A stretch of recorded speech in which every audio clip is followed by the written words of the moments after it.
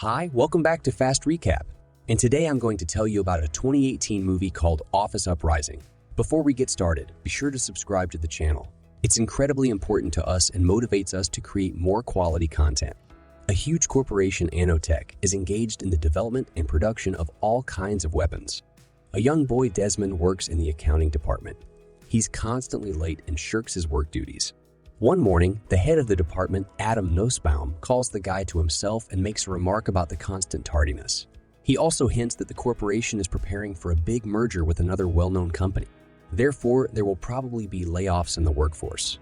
One of the employees starts to add fuel to the fire, wanting to throw his colleagues off balance. He assures that the elderly Lanford will be the first to get out, followed by Murad.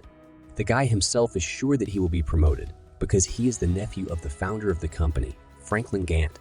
After a while, Desmond is called to the development department. Self-assertive Dr. Nicholas Fromm reprimands the accountant for the fact that he has not yet paid the invoices for the supply of necessary raw materials.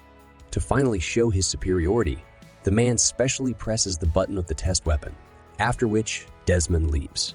Sitting down with colleagues in the storeroom and chatting on the topic of reduction in the staff, the guy returns to his place. Realizing that in any situation there must be a backup plan, he takes up his hobby, the development of game applications for mobile phones.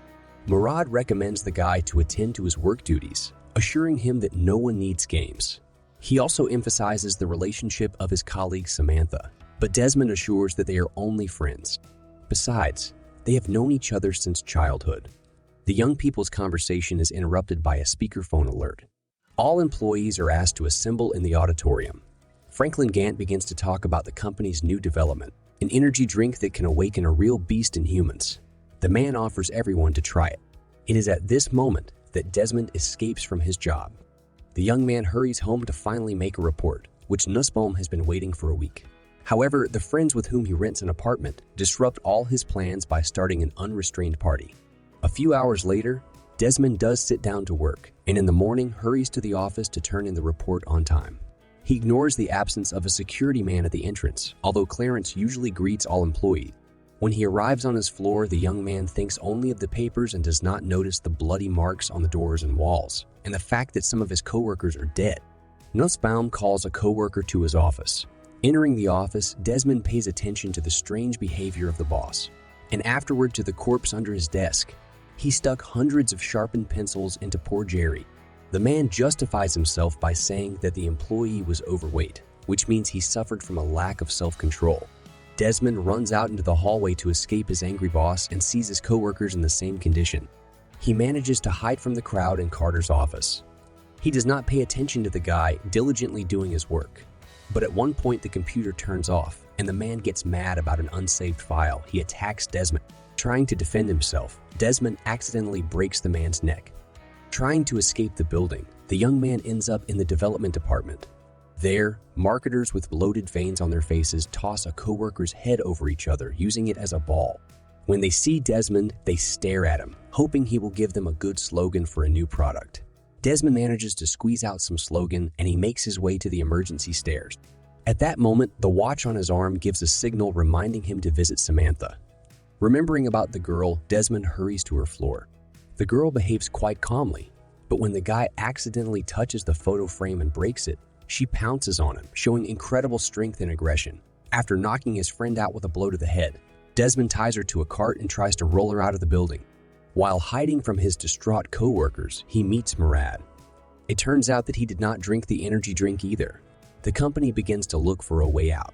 Having seen how the departments go to war with each other in the literal sense of the word, tearing their rivals to pieces, Desmond makes an attempt to break a window. At that moment, the building's emergency lockdown system kicks in.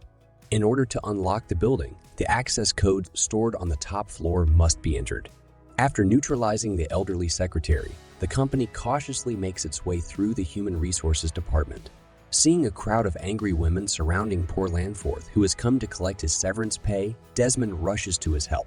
He imitates Nussbaum's voice and announces that the Human Resources Department must come to a meeting immediately. The plan almost succeeds, but the young man forgets to press the right button to turn off the microphone before laughing at the stupidity of the employees. Samantha, to save guys, starts telling all the nasty things she knows about in order to pit the female employees against each other.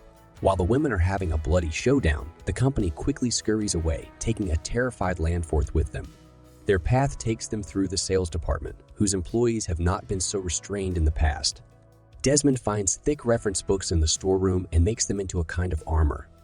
As weapons, he suggests taking mops and making spears out of them.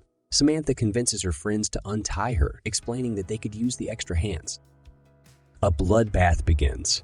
The four of them against an entire sales department. Despite the different numbers of people on each side, intellect remains on the side of the heroes, with great difficulty, but they deal with the furious sales staff.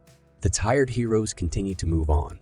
Directors, led by Franklin Gant, watch the heroes through security cameras. They inform them that they do not intend to let the young guys in because they can't be sure that they came with good intentions. But things are resolved in a funny way. A simple cleaner comes out of the boss's office, letting the group inside. With no other option, Gant offers the employees a seat at the conference table. He tells them that the drink the employees were treated to was designed specifically for the army. It was supposed to increase the concentration and efficiency of soldiers. However, the first batch came out defective. There is an assumption that the scientists from Nicholas Fromm's team took offense at the boss and changed the composition of the drink on purpose. Gant is not going to do anything about it. He prefers to wait until everyone in the office kills each other and then carefully bring the matter down to the break. Desmond is not satisfied with this because Samantha also drank the drink and he is determined to cure her of the infection. However, he does not have time to find out how to get the antidote, because at that moment, Nussbaum and his henchmen appear at the director's door. They begin to tear apart the wall, which someone has obviously saved money by using ordinary metal instead of titanium. When they get to Gant, the mad workers chop off his hand so they can use his fingerprint to unlock the building. After all, the goal of the angry crowd is to get out and take over the world. Lanford decides he's had enough of this world, distracting the crowd and giving Desmond, Samantha, and Murad a chance to leave. The girl gets worse, so the young men are forced to literally drag her away. In one of the offices, the company finds Nicholas Fromm. Desmond asks him a lot of questions and accuses him that everything is his fault. In response, Nicholas shows him an invoice that the guy hasn't missed paying for a month. It was an order for a necessary component, and when the deadline became tight, the developers were forced to use an analog, which led to such a terrible side effect. Fromm agrees to sit down to develop an antidote to save Samantha. The vaccine requires a compound that is stored in a different room. Desmond and Murad, armed with the latest developments of the company, bravely go in the right direction, where Nussbaum and his employees are rampaging. A crowd of zombies under the command of Nussbaum attacks the guys, but they cope and move on. The friends make their way to the right shelving unit, but a distraught Adam blocks their escape route. He's hacked into a crate with an exoskeleton that makes him nearly invulnerable. A boss fight ensues. Murad, having taken the necessary ampoules, rushes to Dr. Fromm's office.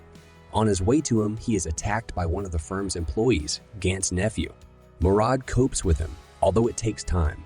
Nussbaum, along with the last crowd of employees, goes looking for Desmond. The one armed with an assault rifle kills almost everyone. Desmond gets into a fight with the modernized Nussbaum. He is almost defeated, but Samantha and Murad come to his rescue. The girl has already been injected with the antidote and is ready to fight to get out of this building. The group runs out the moment Nussbaum steps on a landmine planted under his foot. A massive explosion erupts in the corporate office. Desmond and Samantha, looking at each other, realize that all these years they simply ran away from their feelings. And now, standing by the burning building and hearing the sound of sirens, they finally kiss each other. For some, the failed development has eaten away at their brains, and for others, it's given them true love. That's all for today. What do you think of this movie? Write your opinion in the comments. Don't forget to like it and subscribe to the channel if you want to see more such videos.